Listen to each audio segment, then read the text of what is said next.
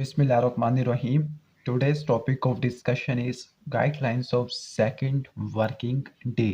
इस working day के अंदर internal surface of anterolateral abdominal wall, जिसको आप पोस्टीरियर सरफेस भी बोलते हैं, ये हमने देखना है कि इसमें क्या क्या चीज़ें इंपॉर्टेंट है एग्जाम ओरिएंटेड, एमसीक्यू के लिए, एससीक्यू के लिए। Inguinal region, inguinal canal, testis, spermatic cord and epididymis. तो स्टार्ट करते हैं। तो जो पहला जो है, ये जो आपने पहली बात, ये जो सेकंड वर्किंग डे है, इसका जो तमाम कंटेंट केएलएम के अंदर दिया हुआ है, तो आपने ये भी सारा करना है केएलएम से। जो फर्स्ट वर्किंग डे था वो भी आपने केएलएम से करना था। इसी तरह सेकंड वर्किंग डे का भी जो तमाम मटेरियल होगा वो आपको सारा केएलएम से अवेलेबल होगा। कुछ चीज़ें केएलएम के अंदर नहीं लिखी हुई, वो आपको मैं बता दूंगा साथ साथ। तो जो चीज़ आपने या जो यहाँ केएलएम में मिसिंग है और बीडी से करनी है, वो है मैकेनिज्म ऑफ इंग्वाइनल कैनाल। तो जो बाकी सारा जो कंटेंट है वो यहाँ से, जबकि मैकेनिज्म ऑफ इंग्वाइनल कैनाल जिसमें प्रोटेक्टिव मैकेनिज्म होंगे जो इंग्वाइनल हर्निया को प्रिवेंट करते होंगे, वो आपने बीडी से करने हैं। तो internal surface of anterolateral abdominal wall, इसमें एमसीक्यूज आता है। इसमें एमसीक्यूज में आपने ये देखना है मीडियन अम्बिलिकल फोल्ड और, तो मीडियन अम्बिलिकल फोल्ड, मीडियल और लैटरल अम्बिलिकल फोल्ड किस किस स्ट्रक्चर को ओवरलाई करते हैं, एग्जाम में यहीं से एमसीक्यू आता है।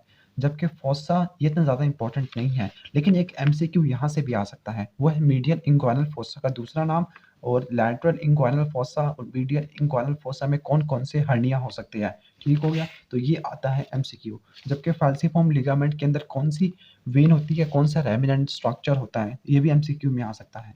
इंग्वाइनल रीजन, इंग्वाइनल रीजन की एनाटॉमिकल इंपॉर्टेंस और इसकी क्लिनिकल इंपॉर्टेंस आपको आनी चाहिए कि एनाटॉमी के लिए कि बहुत सारे स्ट्रक्चर पास करती है, क्लिनिकली हर्निया हो सकता है। इंग्वाइनल लिगामेंट और इलियोप्यूबिक ट्रैक, यहाँ पर जो इंग्वाइनल लिगामेंट के 3 पार्ट्स होते हैं, ठीक हो गया, जिसमें लैक्यूनल लिगामेंट, पैक्टिनियल लिगामेंट और रिफ्लेक्टिव। ये वाइवा में पूछे जाते हैं या कभी कभार एमसीक्यू में भी आ जाती है कि रिफ्लेक्टेड इंग्वाइनल लिगामेंट कहाँ पे जाता है और जो पैक्टिनियल और लैक्यूनल लिगामेंट कहाँ पे जाके इंसर्ट होते हैं। अब इस चैप्टर का या फिर इस सेक्शन का जो सबसे ज़्यादा इंपॉर्टेंट क्वेश्चन है, जो इतनी मर्तबा आया है प्रॉफ के अंदर, आप उसको पास पेपर से भी देख चुके हो, वो है इंग्वाइनल कैनाल। अब इंग्वाइनल कैनाल का क्या पूछा जाता है, इंग्वाइनल कैनाल की बाउंड्रीज मस्ट पूछी जाती है। ठीक हो गया, और इसकी बाउंड्रीज यही जो केएलएम में जो टेबल बना हुआ है, इसी को ही हमने ये देखना है। अब देखने में तो ऐसा लगता है कि बाउंड्री इतनी ज़्यादा मुश्किल है, लेकिन अगर आप मेमोनिक्स से तैयार करोगे तो ये बाउंड्री ज़्यादा से भी मुश्किल नहीं है, बहुत ज़्यादा इजी है। ठीक हो गया, वो तो हम इसके लेक्चर वीडियो के अंदर कवर करेंगे, ये तो सिर्फ गाइडलाइंस वाली वीडियो है। तो आपको मैं बताना ये चाह रहा हूँ कि इंग्वाइनल कैनाल की बाउंड्रीज, इंग्वाइनल कैनाल का एक्सटेंट, इंग्वाइनल कैनाल की कंटेंट, ये बार बार पूछे जा रहे हैं। पास्ट पेपर के अंदर आप देख सकते हो एससीक्यू आ रहा है, यहाँ तक कि जो रिसेंट जो प्रॉफ हुआ था सेकंड प्रॉफ, उसमें भी यही क्वेश्चन आया हुआ था, बाउंड्रीज ऑफ इंग्वाइनल कैनाल। तो आपने इसको कभी भी मिस नहीं करना। हाँ, जो डेवलपमेंट ऑफ इंग्वाइनल कैनाल ये एम्ब्रियो के अंदर लिखा हुआ है, तो आप इसको छोड़ भी सकते हो, लेकिन एक दो पॉइंट्स आपने देख लेना।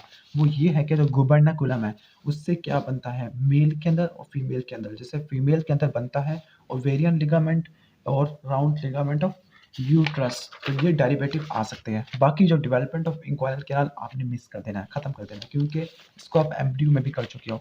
बाकी जो इसके ये मैकेनिज्म और प्रोटेक्टिव मैकेनिज्म ये बीडी के अंदर लिखे हुए हैं, तो आपको यहाँ से करने की ज़रूरत नहीं है, बल्कि आपने बीडी से तकरीबन 6 मैकेनिज्म लिखे हुए हैं जो इंक्वाइनल कैनाल के अंदर जो हर्निया होता है, इंक्वाइनल हर्निया, उसको प्रिवेंट करते हैं। ठीक हो गया, तो आपने उसको बीडी से करना है। इसके बाद बारी आती है स्पर्मेटिक कॉर्ड की। स्पर्मेटिक कॉर्ड ये भी बहुत इंपॉर्टेंट क्वेश्चन है, इसकी कवरिंग पूछी जाती है एग्जाम के अंदर और इसका पूछ जाते हैं कंटेंट। इसके साथ जो दूसरा इंपॉर्टेंट क्वेश्चन इस सेक्शन से आ सकता है वो ये है कि जो टेस्टिस का जो थर्मो रेगुलेटरी सिस्टम है, क्योंकि टेस्टिस एब्डोमिनल कैविटी से बाहर पड़े हुए होते हैं। नेक्स्ट टॉपिक स्क्रोटम के बाद टेस्टिस ही बनता है। तो जो टेस्टिस एब्डोमिनल कैविटी से बाहर क्यों पड़े हुए होते हैं, क्योंकि उनको 1 डिग्री टेम्परेचर कूलर चाहिए होता है, ठीक है, कम चाहिए होता है, और टेम्परेचर को मेंटेन करना बहुत ज़रूरी है। रिलेटिव डिफरेंस क्रिएट होना चाहिए, और अगर टेम्परेचर अगर मेंटेन ना किया गया तो फिर इसकी वजह से ये होगा कि जो स्पर्मेटोजेनेसिस या स्पर्मियोजेनेसिस ये डिस्टर्ब हो जाएगी तो मेल सेक्सुअल फंक्शन अल्टर हो जाएगा। तो थर्मो रेगुलेटरी सिस्टम के अंदर 3 मैकेनिज्म आते हैं। एक है पेनिफॉर्म वेनस प्लेक्सस, दूसरा क्रीमास्टर मसल और तीसरा डाल्टोस मसल। उसको हम नेक्स्ट वीडियो के अंदर कवर कर लेंगे। तो आपने इनके थर्मो रेगुलेटरी सिस्टम को ज़रूर देखना है। टेस्टिस और स्क्रोटम के अंदर इनकी आर्टीरियल और इनकी नर्व सप्लाई बहुत इंपॉर्टेंट है। जो नर्व सप्लाई स्क्रोटम की सैक्रल और लंबर प्लेक्सस दोनों से आती है। टेस्टिस का भी आप देख लेना।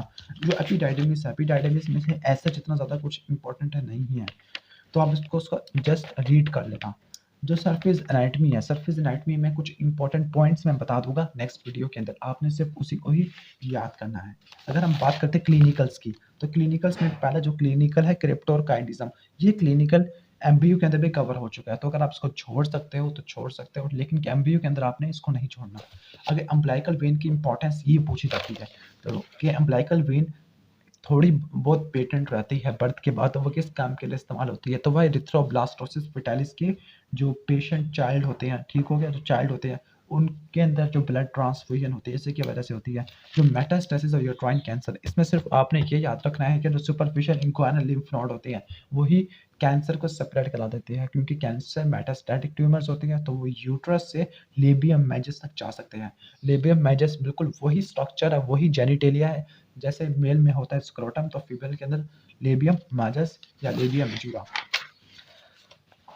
इसके बाद जो मोस्ट इंपॉर्टेंट क्वेश्चन है क्लिनिकली अगर बात करूं, तो वो है हर्निया, इंक्वाइनल हर्निया, डायरेक्ट और इनडायरेक्ट इंक्वाइनल हर्निया। तो इसकी वीडियो आप देख लीजिएगा, मैंने डिफरेंस बना के अच्छे से लिखा हुआ है। यहाँ पर सिर्फ चंद डिफरेंस लिखे हुए, लेकिन मैंने से ज़्यादा डिफरेंस बना के लिखे हुए हैं। और यही जो क्वेश्चन था ये भी आया था पास पेपर में कि इंक्वाइनल और जो इनडायरेक्ट और इनडायरेक्ट इंक्वाइनल हर्निया में क्या डिफरेंस होता है। बाकी हर्निया माइनर है वो नहीं पूछे जाते, लेकिन हर्निया जो इंक्वाइनल हर्निया वो जरूर पूछा जाता है, इनका डिफरेंस। इसके बाद जो नेक्स्ट इंपॉर्टेंट क्वेश्चन है वो है वेरिकोसील। वेरिकोसील भी कभी कभार आ जाता है, या फिर ये बायो में पूछा जाता है कि वेरिकोसील लेफ्ट साइड पे क्यों होता है, तो ये आपने जरूर देखना है। टेस्टिस का और स्क्रोटम का कैंसर, इसमें सिर्फ याद करने वाली चीज़ क्या है, याद करने वाली चीज़ ये है कि जो टेस्टिस का कैंसर है तो आगे वो फैलेगा, क्योंकि कैंसर है। कैंसर दो तरीकों के जरिए फैल सकते हैं, या तो वो लिम्फ नोड्स के जरिए फैल सकते हैं या फिर वो वीनस रूट के जरिए, ठीक हो गया, जिसको लिम्फोजेनिस और वीनस मेटास्टेसिस बोलते हैं। तो आपने ये देखना है कि टेस्टिस का और स्क्रोटम का कैंसर किस लिम्फ नोड को इन्वेट करता है, बस यही देखना है। सबसे लास्ट में जो एब्डोमिनल हर्निया होते हैं, इतने सारे एब्डोमिनल हर्निया, तो ये आपने करनी है स्नेल से। इसको मैं नेक्स्ट वीडियो के अंदर ब्रीफ कर दूंगा, समझा दूंगा कि हर्निया होता क्या है और इसका जो डिफरेंट टाइप्स क्या होती है, इंग्वाइनल हर्निया और फीमोरल हर्निया। तो ये थी basic guidelines second working day की। तो इसके बाद हम वीडियो लेक्चर स्टार्ट करने वाले हैं। तो अगर वीडियो अच्छी लगी हो तो उसको लाइक करना, चैनल पर नए हो तो सब्सक्राइब कर देना। Thanks for watching this video. अल्लाह हाफिज़।